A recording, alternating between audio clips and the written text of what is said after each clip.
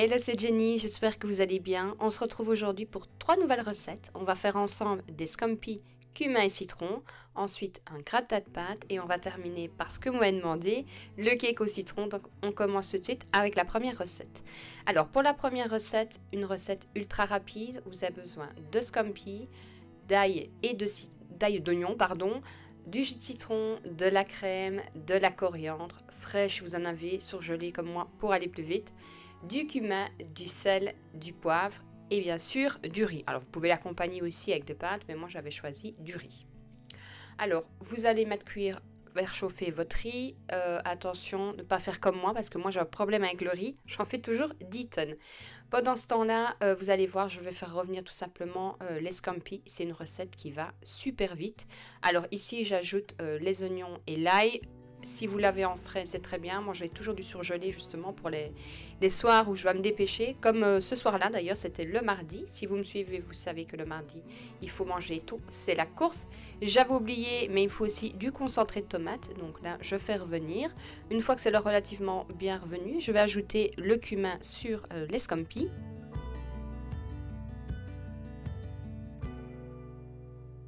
Ensuite, le sel, le poivre, évidemment. Alors ça, vous assaisonnez à votre goût. Moi, personnellement, je mange assez salé quand même, je tiens à le préciser. De toute façon, je remets toujours dans mon assiette. J'ai un problème avec le sel.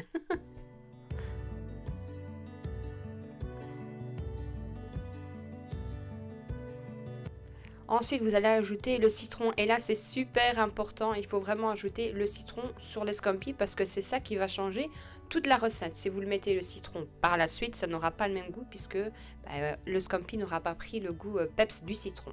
Vous allez ajouter votre concentré de tomate.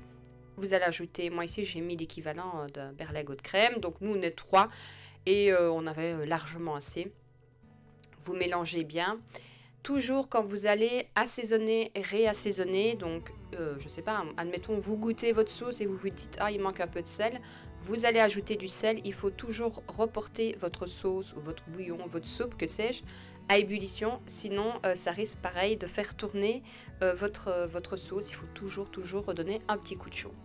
Ici, j'ajoute la coriandre. Si vous l'avez en frais, c'est encore mieux. Pareil, moi je vous dis, j'ai toujours des herbes fraîches, enfin fraîches, on s'entend, hein, des aromates plutôt dans mon congèle. Comme ça, voilà, un soir où je dois aller vite, j'y vais. Je rajoute du citron puisque nous, on aime bien le citron. Et là, je vais laisser remijoter un petit peu.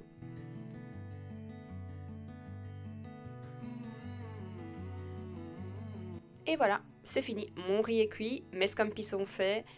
Il n'y a plus qu'à passer à table. Ça m'a pris 20 minutes, je pense, même pas. Pour la deuxième recette, ça c'est une recette que j'ai mangée et remangée. C'est un gratin de pâtes. Alors ici, j'ai fait pour 500 g de pâtes. Il me faut du beurre, de la farine, du jambon. Il va falloir aussi, moi j'ai de la mozzarella, mais vous pouvez faire avec du gruyère. Vous faites avec ce que vous avez. Je vous ai pas filmé la béchamel, tout simplement parce que je l'ai fait au robot, mais je vous mettrai de toute façon la quantité en barre d'infos. Il me faudra aussi 3 œufs cuits durs. Alors forcément, si vous aimez vraiment bien les œufs cuits durs, vous pouvez en mettre plus. Mais moi personnellement, 3, je trouve que c'est déjà bien. Ici, je vais couper tout simplement mon jambon, rien de sorcier, donc je coupe en cubes. Je laisse, donc ici c'est des tranches, mais je les laisse empiler une sur l'autre pour couper. Alors pour la béchamel, franchement, vous pouvez la faire à la main, mais moi je vous dis, je l'ai fait au robot, donc c'était plus par facilité, par gain de temps aussi, mais de toute façon, la recette, que ce soit au robot ou à la main, sera exactement pareil, donc je vous la mets en barre d'infos. Une fois que vos pâtes sont cuites, vous allez ajouter votre béchamel et votre jambon. Alors ici, moi, c'est un plat qu'on a mangé tout de suite, donc j'avais largement assez de béchamel. Par contre, si vous voulez quelque chose d'encore plus crémeux, plus onctueux, ou que vous le faites à l'avance, parce que c'est un plat qui peut se faire facilement à l'avance, que vous pouvez même congeler, à ce moment-là, je vous conseille de faire la recette de la béchamel fois 1,5, parce que je trouve que sinon, quand vous allez réchauffer, ça risque d'être un peu plus sec. C'est pour manger tout de suite, c'est très bien. Si vous voulez plus crémeux ou tout simplement pouvoir le garder ou le congeler, je vous conseille de faire fois 1,5. Ensuite, vous allez ajouter le fromage de votre choix. Moi, comme je vous ai dit, c'est la mozzarella parce que j'adore la mozzarella. Et vu que je vais faire des pizzas la semaine, j'en avais, donc autant prendre celle-là. Vous mélangez bien. pareil, c'est une recette qui va super vite. Vous allez à ce moment-là écailler vos œufs, vous allez les couper franchement grossièrement parce que de toute façon vous allez mélanger, donc ça va quand même se casser un petit peu. Donc vous allez voir, moi je coupe, je vais pas dire n'importe comment, mais je les coupe à la va-vite. Ça stop là, vous le faites le matin, vous le mettez au frigo, vous rentrez du travail, de l'école, vous faites les devoirs, vous allumez le four, vous mettez dedans et en un quart d'heure vous mangez, enfin un peu plus parce que moi les pâtes forcément étaient encore chaudes. Donc si vous le faites à l'avance, vous devez réchauffer, allez en 20 minutes vous passez à table et vous êtes tranquille. Une fois que vous avez bien mélangé, vous allez ajouter vos pâtes dans un plat forcément qui ira au four. Alors vous allez voir que je vais parsemer que la moitié, même pas un quart de fromage, tout simplement parce que ma fille et moi, on n'aime pas le fromage gratiné. Mon compagnon adore, mais nous on n'aime pas. Forcément, si vous aimez le fromage gratiné, vous allez faire tout le plat. Moi, c'est pour ça que je couvre que la moitié pour pas que tout simplement les pâtes sèchent. Mais sinon, franchement, vous mettez du fromage partout. Et voilà, c'est déjà fini. Il ne reste plus qu'à passer à table. Et pour la troisième recette, vous me l'avez demandé, voici le cake au citron. Alors ça, c'est une recette que j'adore. D'ailleurs, là, je viens de finir mon morceau. D'ailleurs, je me suis dit, allez, je vais quand même le goûter avant de tourner, faire le montage. Excellent. Donc là, je vous mettrai de toute façon tout en barre d'infos. Vous allez avoir besoin de 3 œufs, de beurre en pommade, de citron. Si vous n'en avez pas, prenez du jus de citron, ça fonctionnera aussi. Du sucre, de la farine. Alors moi, vous savez que j'utilise de la farine fermentante, mais si vous n'en avez pas, vous prenez de la farine classique et vous allez ajouter les levures, mais je vous noterai de toute façon la quantité de levure. Vous allez commencer, donc un beurre en pommade, c'est un beurre qui n'est ni fondu ni dur, donc vous allez voir, il se mélange. Alors, j'ai pris le fouet, je me suis dit, allez, c'est la vidéo, on va faire bien. Vous allez voir que je vais prendre à la main avec un gant parce que c'est beaucoup plus facile. Sinon, le fouet a tendance à se mettre dedans. Franchement, allez-y à la main, c'est beaucoup plus simple.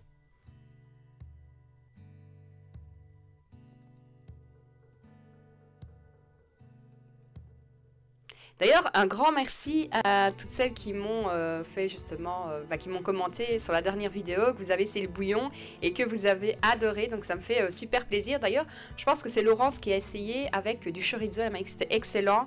Franchement, ça me fait super plaisir. Et puis si j'ai pu vous donner des idées, c'est top. Si vous n'avez pas vu justement la dernière vidéo avec les 3 autres recettes, je vous l'accrocherai en haut à droite.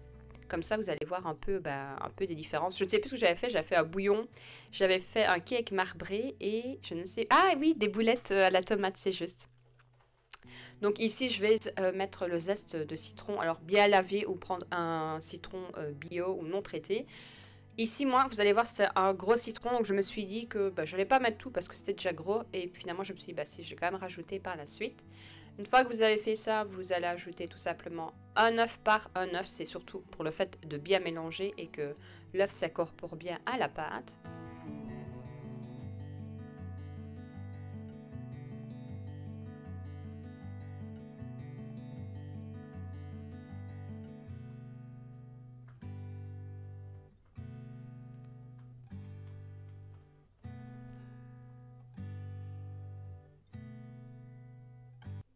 Alors, ne vous tracassez pas si vous vous dites, mais elle est bizarre sa pâte, il y a des morceaux de beurre, comment est-ce qu'on va faire? Ne vous tracassez pas, vous allez voir qu'à la fin, votre pâte va être lisse et vous n'aurez aucun souci.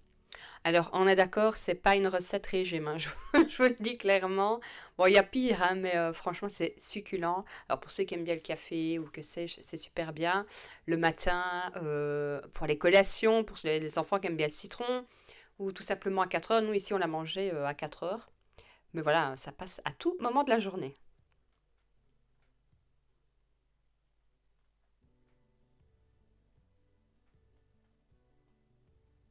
Vous allez ensuite ajouter la farine et la levure si vous utilisez de la farine classique.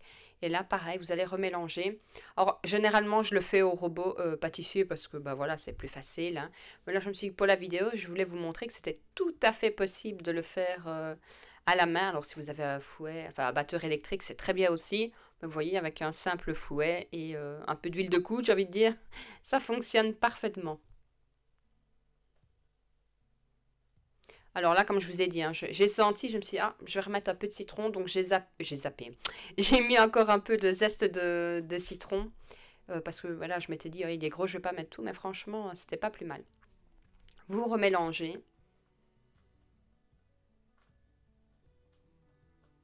Et une fois que votre pâte est prête, vous allez mettre dans votre moule. Je vous l'ai déjà dit, mais pour ceux qui n'ont pas vu, je mets tout simplement un papier cuisson que j'ai légèrement humidifié pour qu'il se mette plus facilement dans le moule parce que c'est plus facile pour enlever, ça colle pas au moule. Vous n'êtes pas obligé de beurrer, fariner votre moule et puis votre moule est plus propre, donc j'ai plus facile comme ça. Et vous allez le mettre au four à 180 degrés pendant plus ou moins 45 minutes. Moi, je l'ai laissé 48 minutes exactement. Pour vérifier si c'est bien cuit, de toute façon, on plante un pic ou que sais-je pour voir. Pendant ce temps-là, quand il reste plus ou moins 15 minutes, vous allez préparer le sirop. C'est ça qui va apporter tout au cake. Donc ici, vous allez presser vos 2 citrons que vous allez ajouter à votre sucre. J'avais pas de presse citron, c'est pour ça que je l'ai fait à la main. Le cake cuit tranquillement et là vous allez pouvoir porter à ébullition. Donc là comme je vous montre, je le mets à feu vif quoi. Donc moi je le mets sur 9 et je vais laisser tout simplement le sucre et le citron arriver à ébullition. Une fois qu'il est comme ça, vous coupez. Votre cake est prêt, vous le sortez et directement vous allez ajouter votre sirop. C'est ça que je vous dis que c'est pas une recette régime. Hein. Vous ajoutez le sirop et là vous allez laisser comme ça pendant 1 heure. Vous n'y touchez pas. Quand l'heure est passée, vous allez pouvoir l'enlever. Vous regardez tout simplement pour être sûr que vous n'avez pas de liquide qui va couler. Et en plus, il y avait un super beau soleil. Ça faisait super plaisir de voir enfin le soleil arriver. Il faisait bon, une dizaine de degrés, donc c'est top. Et là, franchement, c'est super bon. Donc vous voyez, il est super moelleux. En dessous, il y a le sirop. Il est excellent. N'hésitez pas à me laisser un commentaire. Et je vous dis à très vite pour une prochaine vidéo. Ciao, ciao!